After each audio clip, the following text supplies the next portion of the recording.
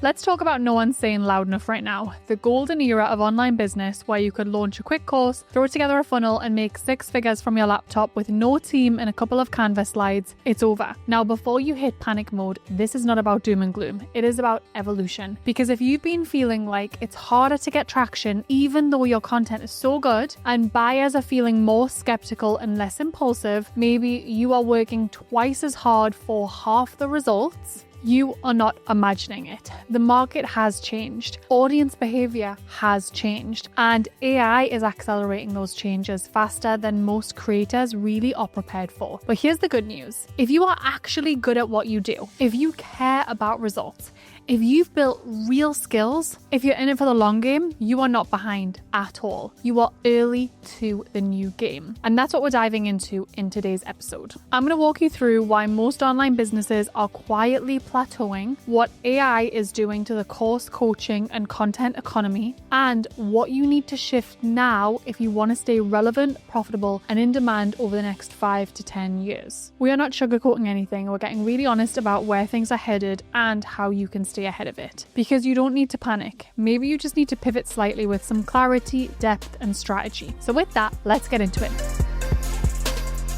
Let's talk about what is really happening in the online business world right now. Because it's not just that growth is slower or launches are quieter. We are in the middle of a massive correction. So for the last 5 to 7 years, we have watched thousands of creators, coaches, and course sellers really blow up online. Some have built incredible businesses, but a lot, they built revenue on repackaged content, nice branding, and the fact that there really wasn't a lot of competition. They weren't deeply differentiated. They were just early. And for those that were there, that was great. But now that middle tier, the creators who had good enough messaging, a decent funnel, and some Canva graphics, it is collapsing. So let's just dig into why. AI has fully leveled the playing field, and buyers have seen this enough times and have really wised up. You cannot just teach a topic anymore and slap a $297 or $2,000 price tag on it on a slide deck and call it a transformation. You can't just post screenshots of Stripe and wait for DMs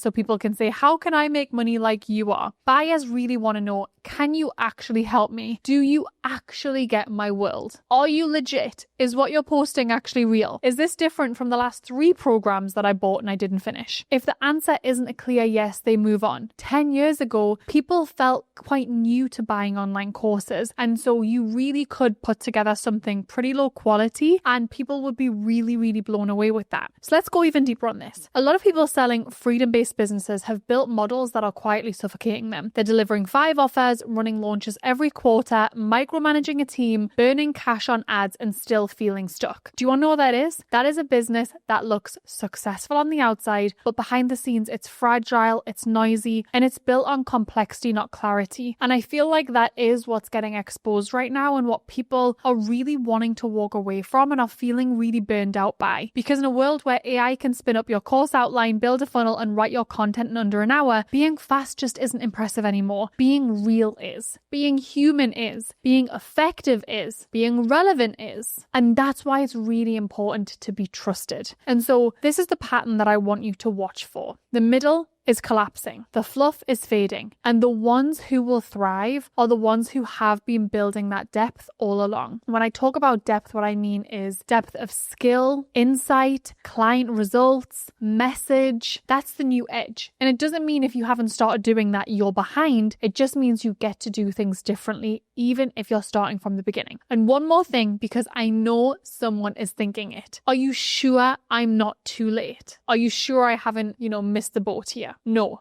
Not at all. However, it is no longer enough to be good at marketing. Now you actually need to be good at the thing you're actually selling. Groundbreaking. And your funnel, your content, your offer, it does need to be rooted in real experience, real transformation, and a real reason people should trust you. And I think that's the shift. The creators who actually know what they are doing, I think this next chapter is going to be their biggest opportunity yet. AI is already replacing people. Not someday, right now, today. Copywriters, designers, VAs, coaches, even strategists. You can go into ChatGPT, drop in a course title, and it will give you an entire robust curriculum, a full sales page copywritten really well, email, nurture and sales sequence, and a full 30-day content plan, all in the span of 30 minutes. Isn't that wild? What used to take an entire team now takes half an hour. But here's the nuance that I think most people miss. AI is not replacing humans in the sense you think it is. It's replacing inefficient thinking, bland execution, and people who haven't really found their edge yet. And that is a big difference. And that's why I don't want you to feel worried, but I want you to feel empowered. So let's talk specifics. AI will replace some things. It's going to replace low skill execution. So this includes things like very generic blog posts, mediocre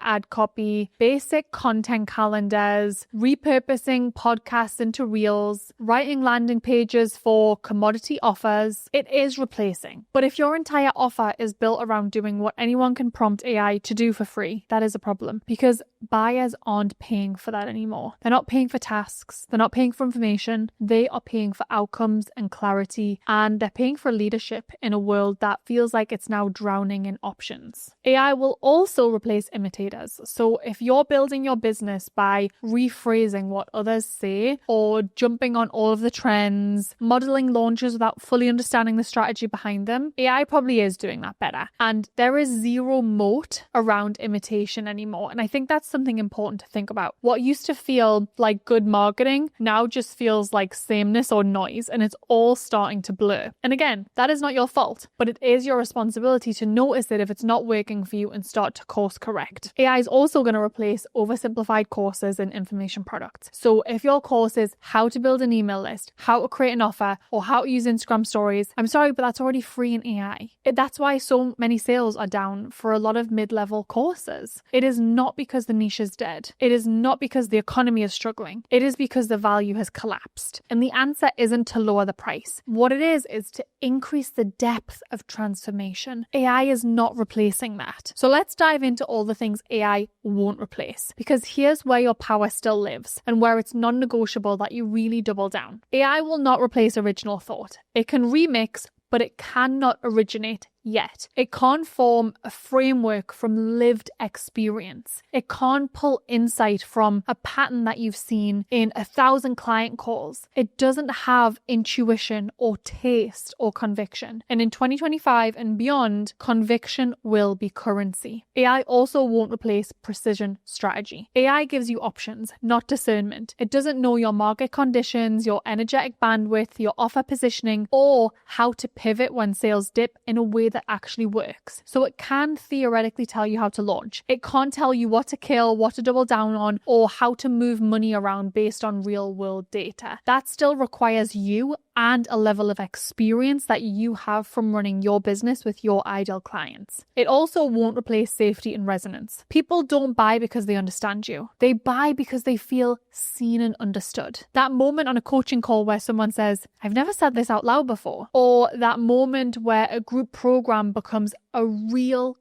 community or family. AI can't touch that, and it never will, I don't think. So you're not just selling content. You're creating containers where people actually feel safe and actually change. And if you're a coach or mentor or guide, that's your edge. That is your IP. It also isn't going to replace community and brand. AI does not build movements. People do. AI can write a great caption, but it can't build trust, can't build culture or long-term belonging. Your people aren't here just for what you teach. We know that. They are here because they believe or they're interested in how you see the world and what your point of view and perspective is. And when that trust is in place, AI can support you, but it can't replace you. So let's really land this one. The people who are scared of AI, they are probably still thinking like workers. Whereas the people who are leveraging AI, those are the ones thinking like founders. And so I think this is the moment that we stop romanticizing the way that we've always worked and being sad that something's not working like it did. Stop guarding the tasks that drain you. Stop clinging to old workflows because they're comfortable. You are your business's most expensive and valuable resource. AI gives you the power to protect that energy and scale it. Let it write the first draft. Let it repurpose the content. Let it outline the SOP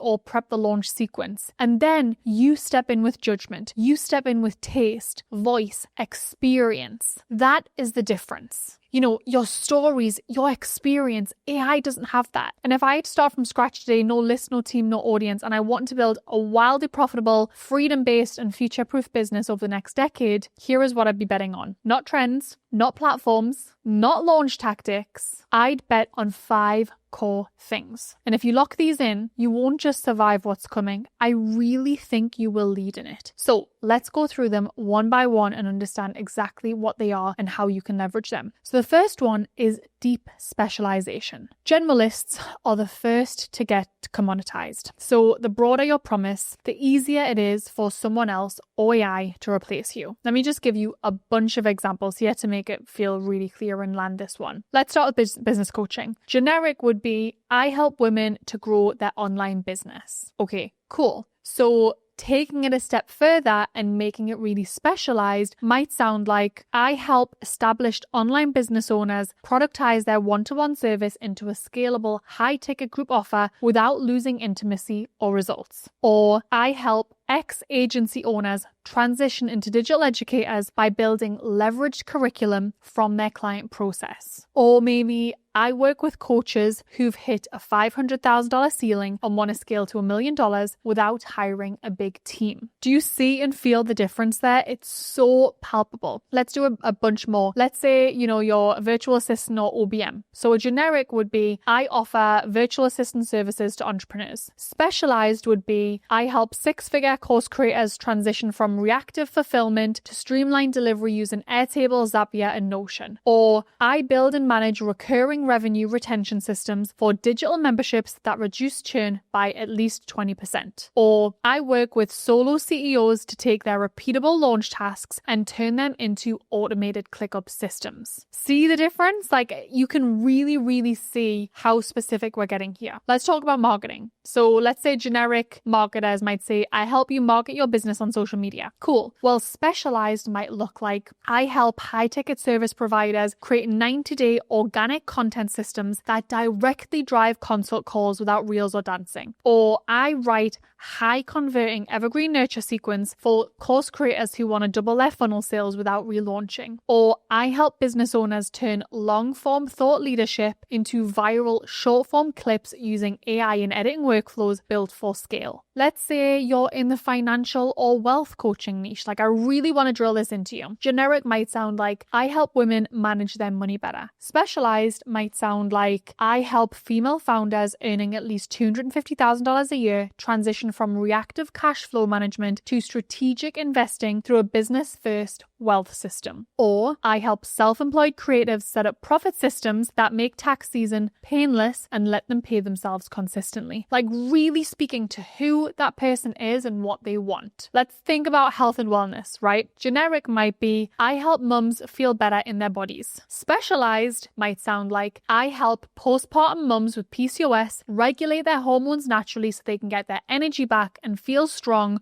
without tracking every calorie. Or I help high-performing women with anxiety optimize their nervous systems through somatic work and minimalist biohacking so they can actually rest. Let's even think about B2B, SaaS, or tech-aligned creators, right? I'm really spanning all different areas here. Generic might say, I help brands grow. Specialized might say, I help bootstrapped SaaS founders build email ecosystems that convert trials into paid subscribers using behavior-based flows. Or I specialize in turning founder-led YouTube channels into lead-generating assets for premium B2B offers. So deep. So how do you know if you're specializing deeply enough? Ask yourself, could someone look at my offer and immediately say, oh my goodness, that is exactly what I need? Would your dream client share it with a friend because it is so specific to their pain? Does it scare you a little how narrow it is? Because if so, that's a really good sign. Can you list specific proof or intellectual property that supports this niche? Because when you specialize deeply, your content actually writes itself. It is not hard to produce good content. Your testimonials become a lot stronger, and most importantly, you become really referable. And in a really crowded market, specificity is the new luxury. It shows mastery, it builds trust way faster, and it creates a sense of finally someone who really gets me. I'd be going so narrow and I'd be building so much proof, and I would scale after I had a category of one offer that was solving a real, urgent, expensive problem. The next thing is unshakable personal brand trust. Here's what most people get wrong about your brand. It's not your font, it's not your feed, and it is not your tone of voice. Your brand is your pattern of proof. It is the trail of evidence that shows you know what you're talking about, you do what you say you'll do, you consistently deliver results, and you show up like a real human, not a persona or AI. The creators who will win long term are the ones who, I hate to say it, are boringly consistent in their integrity. They do not pivot every 3 months. They don't copy whoever's trending in the moment. They build relationships with their audience the same way you build trust with a friend, over time with receipts. So yes, please leverage AI to scale your content, but do not let it water down or worse yet, create your voice. The real win is when someone reads something you wrote and thinks, only you could have said it like that. That's when you've built brand equity. And in a really noisy market, I do think that's priceless. The next thing is high integrity transformation, not just promises. Let's be really honest. I think people are tired of being sold to. They have been burned, right? They've joined the course, they've joined the group, they've got the template, and it didn't move the needle. If you are selling transformation, you need to actually engineer it. So what I would bet on is things like structured onboarding that really orients people with confidence, built-in accountability that moves people from knowledge to action, clear milestones that show progress early, layered support that adapts to different learning and behavioral styles. Because most creators are still building courses. What you want to do is build what I'm calling a results ecosystem. So thinking about what is going to create referrals, retention, and reputation. That is going to be what turns clients into advocates. And that's going to be what really future-proofs your brand against short-term traffic dips. Because when you become known as the person who actually helps people get results, you don't have to shout. You do not have to market within an inch of your life. People will find you. The next is to think about strategic use of AI as a leverage multiplier. The biggest lie you could tell yourself right now is, I'm not techie enough, so I'm just going to keep doing it manually. You are not being replaced by AI. You are being replaced by other people using AI better than you. So if I was rebuilding today, I would use AI to create first drafts, summaries, repurposed content, systemize client delivery with automations and AI check-ins, analyze testimonials, comments, and client language at scale to really refine my message, and build internal documentation, onboarding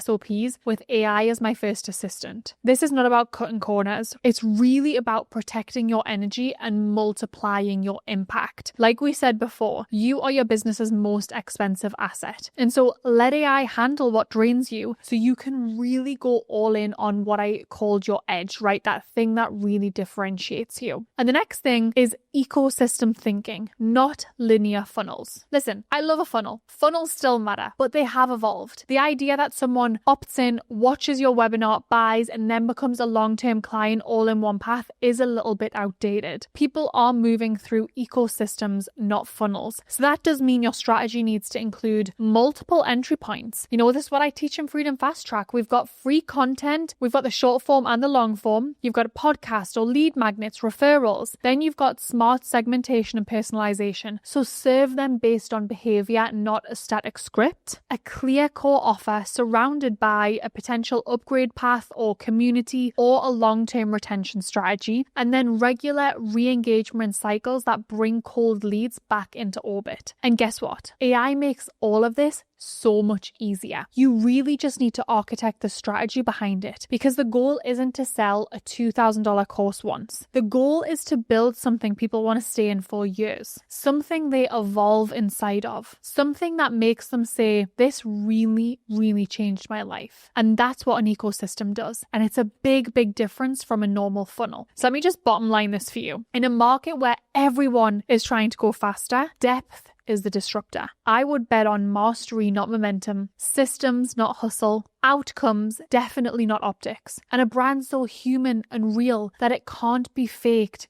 by a really good prompt. Because this next era in my opinion, does not belong to the loudest. It belongs to the clearest. Okay, so let's shift gears for a second, because in the last decade, the dominant message in the online business has been grow faster, grow everywhere. More followers, more launches, more offers, more team, more platforms. And for a while, it worked because attention was really cheap, competition was low, and we didn't have AI flooding the market with half-decent content and sales pages. But now, that model breaks down really fast. You don't need to grow just for the sake of it. You need to build something sustainable, something streamlined, something so dialed in, it can't be copied with a template or a prompt. So let's talk about what to build if you want to win long term. 1, build a repeatable, profitable delivery engine. So don't start with your funnel necessarily. Think about starting with your delivery, because if the back end of your business is messy, manual, or fragile, growth just breaks it faster. And so what I'd be thinking about building instead is a simple, scalable offer with a really clear before and after, assets that support your clients without requiring your one-to-one presence every time, a streamlined onboarding experience that creates confidence and not chaos, and a weekly rhythm for delivery that is easy to maintain at scale. So what I want you to think is systems before scale. If someone asked, what happens when I buy from you? You should be able to answer with complete clarity, confidence, and zero hesitation about that process. Number 2 is build proprietary IP or frameworks. So this is your intellectual property, your method, your unique lens, because coaching calls and module 1, 2, 3 aren't enough anymore. AI can create that in minutes. Literally, what can't it replicate at this point? Well, what it can't replicate is your experience, your process, your story, your way of thinking about and solving the problem.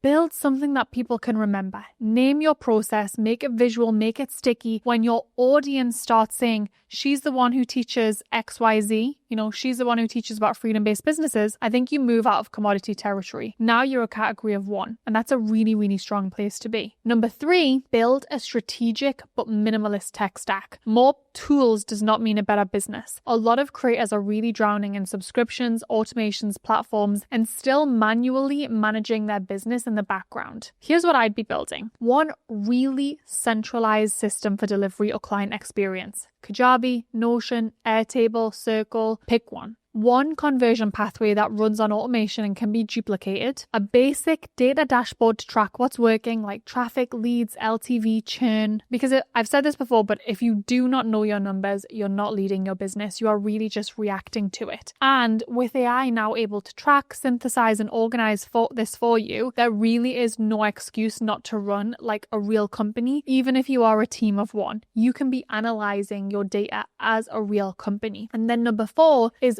build a sustainable content engine. This does not mean you need to be on 5 platforms, but it does mean you need a system that creates trust at scale without burning you out. So here's what I'd be building. 1 core platform, long form platform where you really convert, maybe podcast, YouTube, email, based on your strengths. Then a rhythm that really supports consistency and quality, having a bank of high leverage, evergreen content that keeps working while you sleep, not disappearing every 24 hours, and AI-powered repurposing to multiply what you've already said to put it on your shorter form platforms so you're not reinventing the wheel every single time. I've said it so many times before, I've been saying it for so many years, you do not need 1 million followers. Maybe you need 10,000 people who actually really trust you to solve their real problems. That's an incredible business. And number 5, build a buyer journey, not just a sales page. Too many people build their offer and then bolt on a funnel. It feels really disconnected, forced, and pushy. So instead ask, what does someone need to believe before they are ready to buy?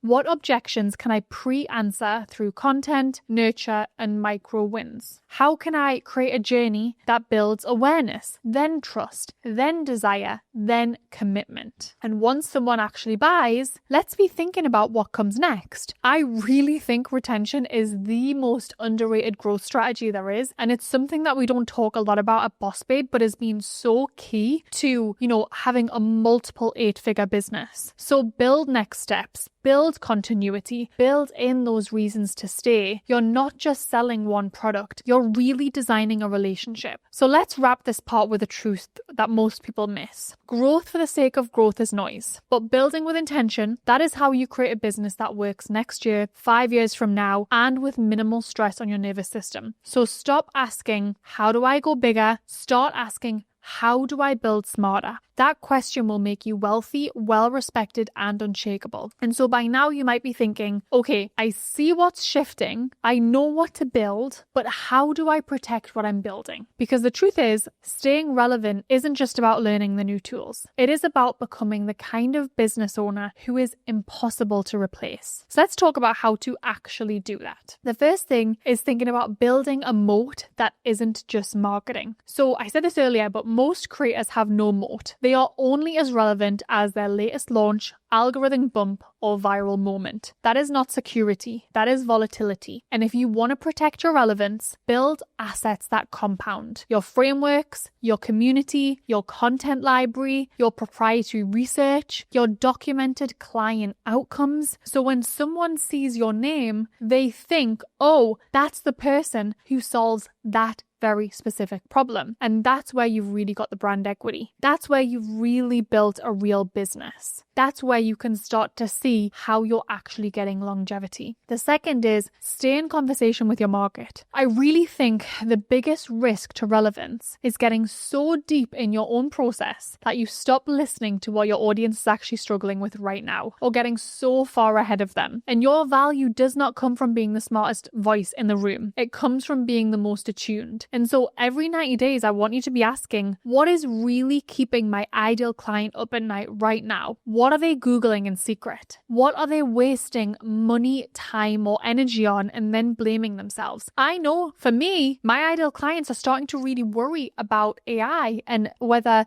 they're too late to be starting this kind of business right now. And I really think if your offer isn't evolving in response to your market's lived experience, it will eventually fall flat, no matter how good it used to be. So stay close to the tension. That is where your relevance is going to live. Number 3 is build thought leadership that really outlasts platforms. We all know that followers are fickle, right? Algorithms shift, platforms rise and fall, but thought leadership is really durable. So things that I'm even asking myself right now, and I'm constantly taking my team through, is what ideas do I want to be known for in 5 years? What frameworks, phrases, or philosophies are mine? Am I just reacting to trends, or am I creating original thinking that actually spreads? Because the people who stay booked and busy are the ones who actually anchor their brand in real perspective. AI can write a list. AI can write a great quote. AI cannot create original insight born from lived experience and story. Number 4 is protect your capacity like an asset. This one might surprise you, but it's really critical. Your capacity is part of your competitive edge. You cannot innovate if you are constantly on fight or flight mode. You cannot lead if you're constantly reacting. You cannot evolve if you never take the time to actually step back and observe what really needs to be evolved. So protecting your relevance also means protecting your nervous system. It means protecting your time boundaries, your creative space, and I want to underline and exclamation mark that one, and protecting your decision-making clarity. I would honestly rather see you post less often, but with more clarity, potency, and conviction than show up constantly with watered down noise. And so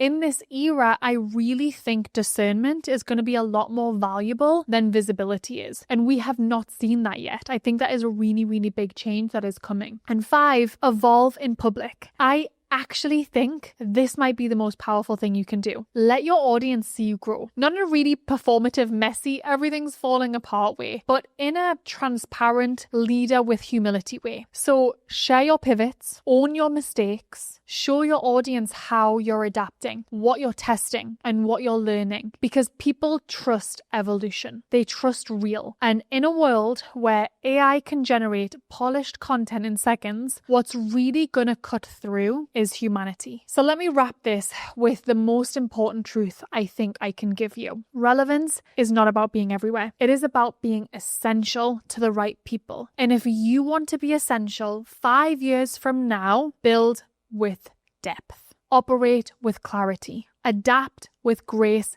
and willingness. and protect your energy like the asset it is. Because if you do, I really, really do think you will be the one that your audience keeps coming back to, no matter what ends up changing next. So if this episode was helpful and you want to really future-proof your business in this space over the next 5 to 10 years, I've actually put together a guide to go alongside this podcast episode because I know we covered so many different things. So if you want to grab this guide and support yourself in future-proofing your business, DM me on Instagram at @IamNatalie with the words future-proof and I will send the guide your way. I would also love it if you could share this video or episode with someone else in the industry that you think could really benefit from thinking in that way. And make sure you're following and subscribed on all the channels because we have so much more content like this coming your way. All right. Thank you so much for listening, and I will see you in the next episode.